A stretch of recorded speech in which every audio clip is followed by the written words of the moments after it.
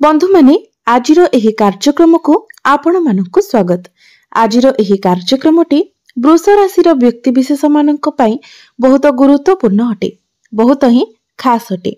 कारण वृष राशि व्यक्ति विशेष मानक पई एही वर्ष 2026 रो प्रथम मासटी अर्थात जनवरी 2026 किपरि रहिबो।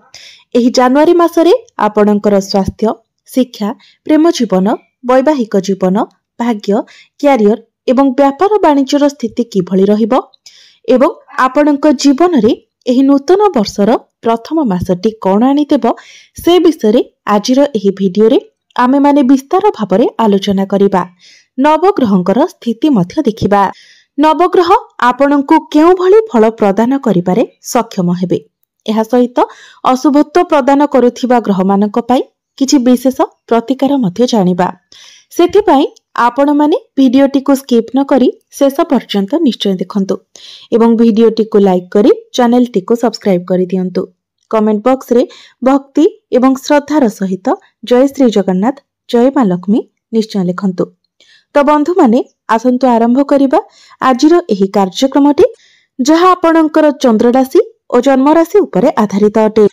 तो बंधु माने जनवरी मास आरंभ रे आपणको कुंडलीर द्वितीय भावरे गोचर करुछंती देवगुरु बृहस्पति, चतुर्थ भावरे गोचर करुछंती केतु, अष्टम भावरे गोचर करुछंती मंगल, बुध, सूर्य एवं शुक्र, दशम भावरे गोचर करुछंती राहु एवं आपणकर एकादश भावरे गोचर करुछंती शनि।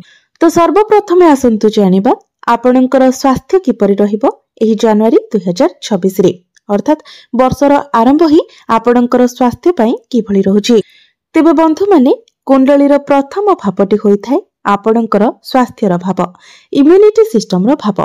आपणकर प्रथम भावर अधिपति हेउचंती शुक्र। शुक्र आपणकर कुंडलीर अष्टम भावरे गोचर करुछंती, किंतु 13 जनवरी को शुक्र आपणकर नवम भाव को प्रवेश करिवे। तेबे बंधु माने 13 जनवरी पूर्वरु आपणको आपणकर स्वास्थ्यर टिके विशेष जत्न नेबार अछि। कारण 13 जनवरी पूर्वरु आपणकर इम्युनिटी सिस्टम टिके डाउन रहि पारे, जहा फलरे ठंडा, काश, ज्वर एसब आपणको होई पारे। एलर्जी, इन्फेक्शन भली समस्या देखा देई पारे।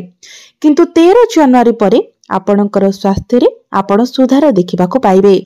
पूर्वरु आपणकर जहा भी स्वास्थ्य जनित समस्या थिला से सब आपणकर दूर होई जिवो। आपण निजको स्वास्थ्यवान अनुभव करिवे। एबे आसंतु जानिबा आपणकर शिक्षा क्षेत्र किपरि रहिबो एही जनवरी 2026 रे। विद्यार्थी मानक पई किपरि रहिबो वर्षर प्रथम मासटी। तो बंधु माने कुंडलीर पंचम भावटी होइथाय आपणकर शिक्षार भाव। आपणकर पंचम भावर अधिपति हेउचंती बुध। बुध मध्य आपणको कुंडलीर अष्टम भावरे गोचर करुछंती, किंतु 17 जनवरी को बुध आपणकर नवम भाव को प्रवेश करिवे। तो 17 जनवरी परठारु आपणकर शिक्षा क्षेत्र बहुत भल रहिबो। तेणु पाठ पढ़ा रिलेटेड आपण जहाँ भी किछि स्टेप नेबा पई चाहुछंती, डिसीजन नेबा पई चाहुछंती, तो 17 जनवरी परे जदि आपण नियंती तो आपणको ताहा अधिक शुभ फल प्रदान करि पारिबो। जेतेबेले आपणकर पंचम भावर अधिपति निज ठारू पंचम भावरे गोचर करिवे अर्थात बुध आपणकर नवम भावरे गोचर करिवे, सेतेबेले आपणकर शिक्षा क्षेत्र रे आपण एक बहुत भल परिवर्तन देखिबाको पाइबे। 17 जनवरी पूर्वरु आपणक मध्यरे टिके कन्फ्यूजन देखा देबो। पाठ पढ़ारे आपणकर सेतेटा आग्रह मध्य न रहि पारे, किंतु 17 जनवरी परे आपण ए सब क्षेत्र रे एक बहुत भल परिवर्तन देखिबाको पाइबे। एबे आसंतु जानिबा आपणकर प्रेम जीवन किपरि रहिबो एही जनवरी 2026 रे। वर्षर आरंभटी आपणकर प्रेम जीवन पई कोन आनी देबो। तो बंधु माने कुंडलीर पंचम भावटी आपणकर शिक्षार भाव हेबा सहित पंचम भावटी मते होइथाय आपणकर प्रेम जीवनर भाव। तो आपणकर पंचम भावर अधिपति हेउचंती बुध। बुध आपणको कुंडलीर अष्टम भावरे गोचर करुछंती। तो बंधु माने शनिकर दृष्टि मध्य आपणकर पंचम भाव उपरको रहुची। तो आपणकर पार्टनर को मध्य टिके जिद्दी स्वभाव देखि पारंती। विशेष करी मास आरंभर प्रथम 8-10 दिन आपणको अधिक सतर्क रहिबार अछि। किंतु जेमिति ही जानुआरी मास आगको बढ़िबो तो आपणक मध्यरे भल पाइबा मध्य सेमिति बढ़ी चलिबो। जेतेबेले बुध आपणकर नवम भावको प्रवेश करिवे तो आपणकर प्रेम जीवन रे आपण एक बहुत भल परिवर्तन देखिबाको पाइबे। एबे आसंतु जानिबा आपणकर वैवाहिक जीवन किपरि रहिबो एही जानुआरी 2026 रे।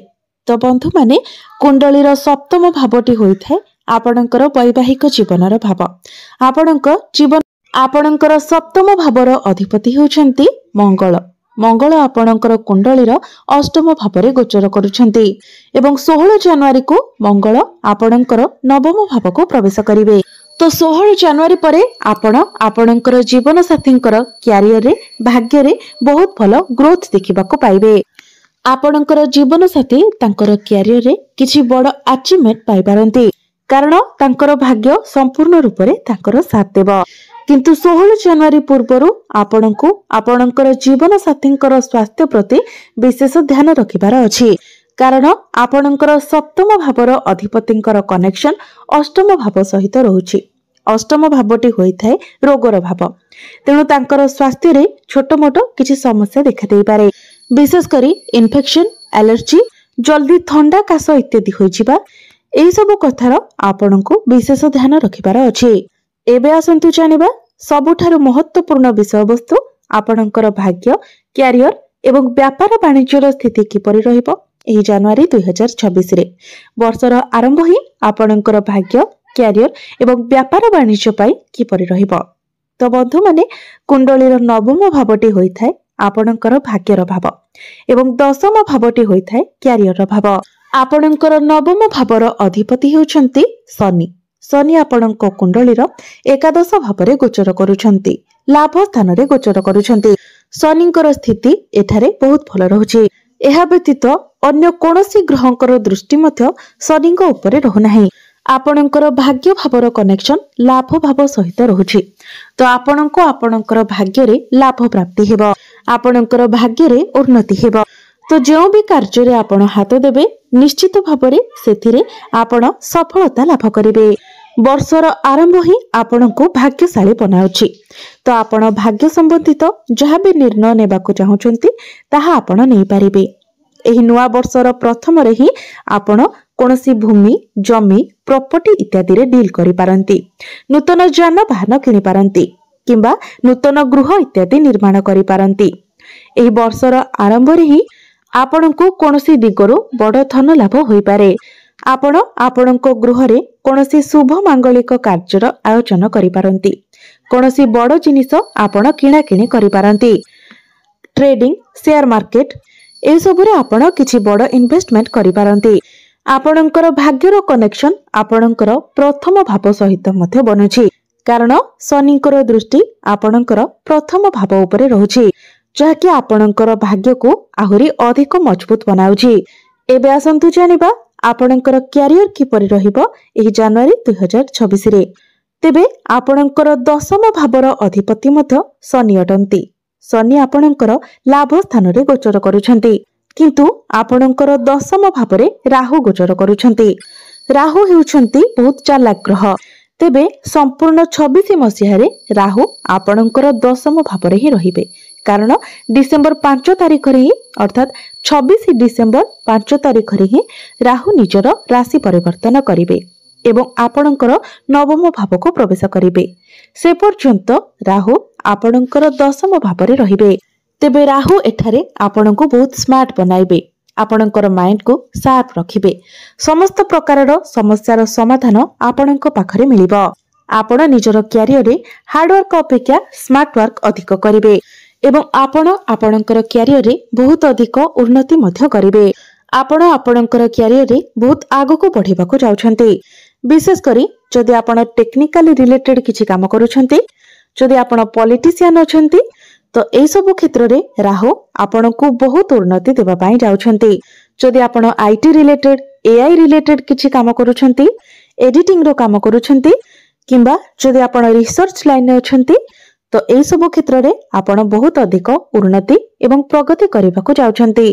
जदि आपण इंपोर्ट एक्सपोर्ट रो काम करूछंती, अदर लैंग्वेज रिलेटेड किछि काम करूछंती तो एथिरे आपणको बहुत अधिक सफलता मिलबाको जाउछि। राहु तो आपणकर दशम भाव में आपणको लाभ प्रदान करिवे। यह व्यतीत शनि मध्य आपणकर लाभ स्थान रे अछंती। तो दुई पटु ही आपणको आपणकर कैरियर रे लाभ मिलिबाको जाउछि।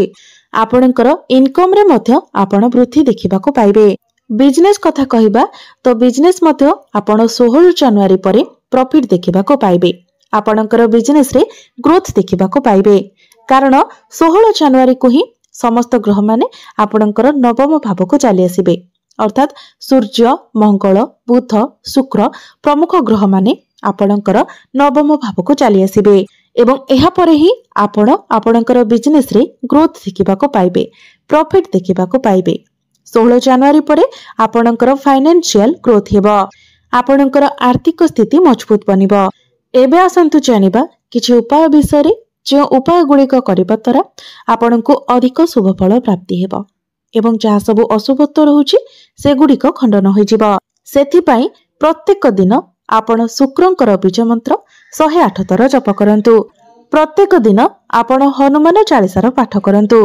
प्रत्येक दिन उदित सूर्य को आपण तंबा पात्र रे जलार्घ्य अर्पण करंतु। एहा सहित प्रत्येक दिन आपण शनिकर बीज मंत्र मध्य 108 थर जप करंतु। तो बंधु माने आपणकर जीवन मंगलमय हेउ, एहा ही ईश्वरंक निकटरे मोर प्रार्थना।